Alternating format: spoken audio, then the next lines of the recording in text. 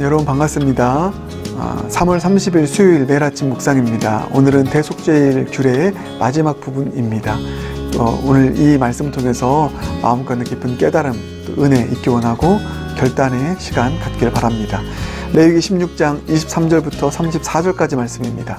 살아계신 하나님의 말씀입니다.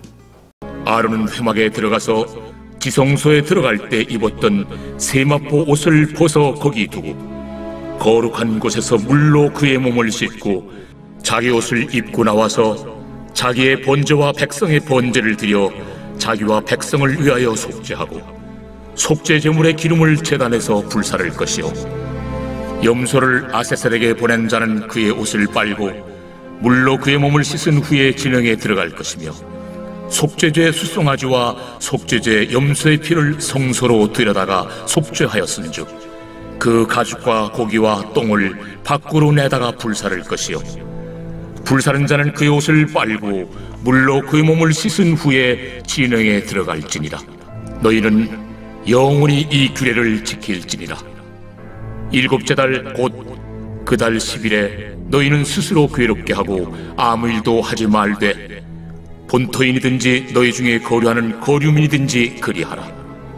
이날에 너희를 위하여 속죄하여 너희를 정결하게 하리니 너희의 모든 죄에서 너희가 여호와 앞에 정결하리라. 이는 너희에게 안식일 중에 안식일인즉 너희는 스스로 괴롭게 할지니 영원히 지킬 규례라. 기름 부음을 받고 위임되어 자기의 아버지를 대신하여 제사장의 직분을 행하는 제사장은 속죄하되 세마포 옷 곧 거룩한 옷을 입고 지성소를 속죄하며 회막과 제단을 속죄하고 또 제사장들과 백성의 회중을 위하여 속죄할지니 이는 너희가 영원히 지킬 규례라. 이스라엘 자손의 모든 죄를 위하여 1년에 한 번 속죄할 것이니라. 아론이 여호와께서 모세에게 명령하신 대로 행하니라.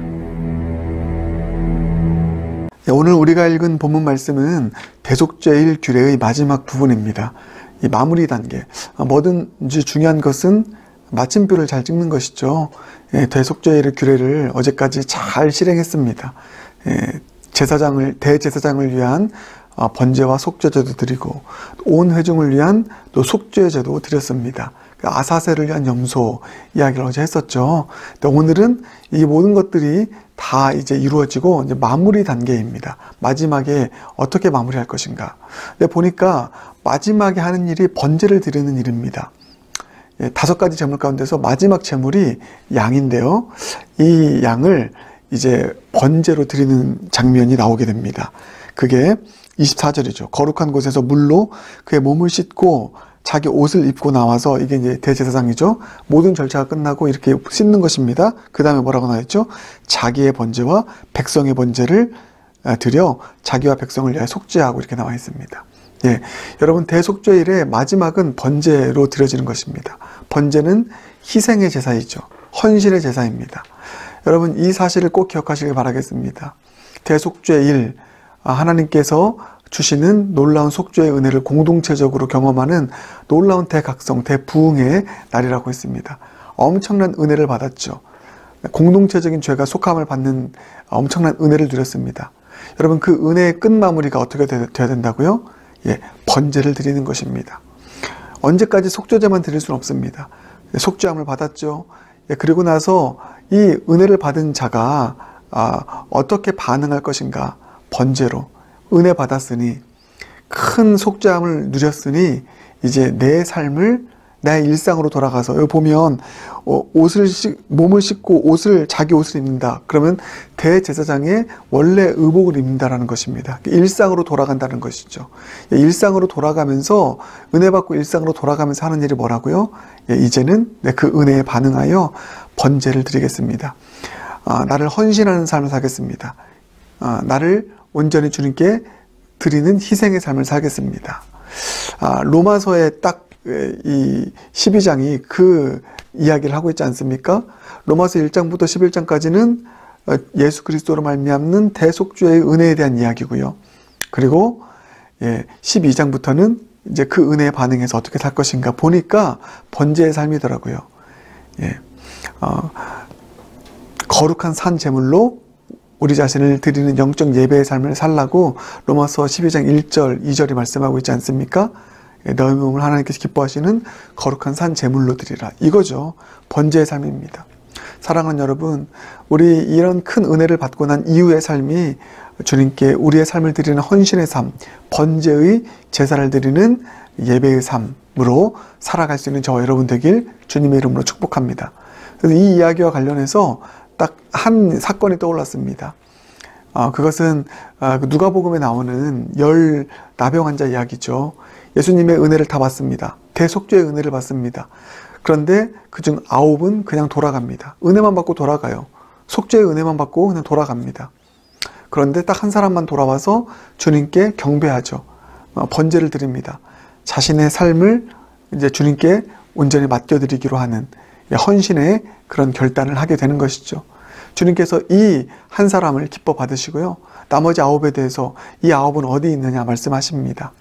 사랑하는 여러분, 저와 여러분 모두가 다 대속죄의 은혜 받길 바라겠습니다. 우리 영락교회 대속죄의 은혜, 부흥의 역사 일어나게 될 것 믿습니다. 그 은혜 받았으면 그 은혜 받은 자답게 은혜에 반응하여 번제의 삶, 우리의 삶을 헌신하는 이 번제의 삶을 살아가기로 결단하는 오늘 저와 여러분 되길 바라겠습니다. 그런가 하면 또 보니까요, 2사람이 더 나옵니다. 한 사람은 아사셀의 염소를 데리고 광야로 갔던 사람이죠. 또 한 사람은 속죄 제물을 버린 사람입니다. 그 잔여물을 버린 이 두 인물이 나와요. 26절과 27절을 보면, 또 28절까지 보면, 이 사람들이 또 어떻게 마무리할 것인가 나와 있습니다. 26절 보면 아사셀의 염소를 광야에 이렇게 광야에 놓고 온 사람은 몸을 씻고 옷을 빨고 그 누구보다 더 자신을 정결하게 하여서 더 그 정결의 절차를 거치고 들어오라, 이렇게 얘기하고 있고요. 이 속죄제의 그 제물의 잔여물을 버린 사람도 똑같습니다. 옷을 빨고 물로 그 몸을 씻고 진영으로 들어가라, 이렇게 나와 있습니다. 여러분, 여기서 저는 큰 깨달음을 얻게 되었습니다. 아사셀의 염소를 데리고 광야로 간 사람, 또 속죄제의 제물 그 잔여물을 이제 버리고 온 사람, 특별히 대속죄 일에 대제사장인 아론과 더불어서 특별히 수고한 사람입니다. 특별히 더 열심히 사명을 감당한 사람이죠. 그런데 이 사람들에게 더더욱 이 정결이 요구되어지고 더 옷을 빨고 몸을 깨끗이 씻는, 그래서 자기의 부정을 더 깨끗이 덜어내는 이러한 절차를 요구하고 계시는 것입니다. 여러분, 이것이 왜 중요한 일이냐면 우리에게도요, 이런 아사셀의 염소를 데리고 광야로 나아가고 또 성전의 속죄 제물을, 그 잔여물을 버리는 이 수고를 감당하는 사람들이 있습니다. 정말 귀한 사람들이죠. 특별히 더 사명을 감당하고 특별히 더 헌신을 하는 사람들입니다. 근데 이런 특별한 더 많은 헌신과 섬김과 봉사를 하는 사람들에게서 나올 수 있는 그 실수, 그 오류가 뭐냐면 공로의식 아닙니까? 내가 이런 일을 더 많이 했으니까 이런 공로의식이 생길 수 있습니다. 근데 오늘 본문에 나오는 이 사람들은 또 주님께서 요구하시는 것은 정반대이죠. 그러할수록 더 겸손하게, 그러할수록 더 정결하게 자신을 살피고 자신을 깨끗하게 하고 주님 앞에 나아갈 것을 요구하고 있는 것입니다. 여러분, 이것이 우리에게 오늘 귀한 교훈으로 다가올 수 있길 바라겠습니다. 내가 조금 더 많은 봉사와 헌신을 감당한다고 했을 때 그것이 공로의식으로 다가오는 것이 아니라, 그래서 나를 드러내는 교만이 아니라 그러할수록 더욱더 겸손하게, 나를 더 깨끗하게 씻고 더 겸손하고 더 겸비한 마음으로 그렇게 나아갈 수 있는 그런 저와 여러분이 되길 주님의 이름으로 축복합니다. 그래서 여러분, 마지막 제가 이 말씀 드리고 끝낼게요. 29절입니다. 너희는 영원히 이 규례를 지킬지니라. 7째 달 곧 그 달 10일에 너희는 스스로 괴롭게 하고 아무 일도 하지 말되, 이렇게 나와 있습니다. 이 대속죄일에 해야 될 일이 뭐라고 나와 있죠? 스스로 괴롭게 하라는 것입니다. 스스로 괴롭게 하라는 것은 여러분, 원어적인 표현은 스스로 겸손해라, 겸비한 마음을 가져라, 겸손하게 임하여라, 이런 말씀을 하고 있는 것이죠.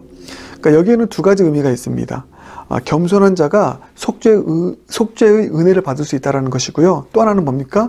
이 속죄의 은혜를 받은 자는 겸손해진다는 것입니다. 겸비해진다는 것입니다.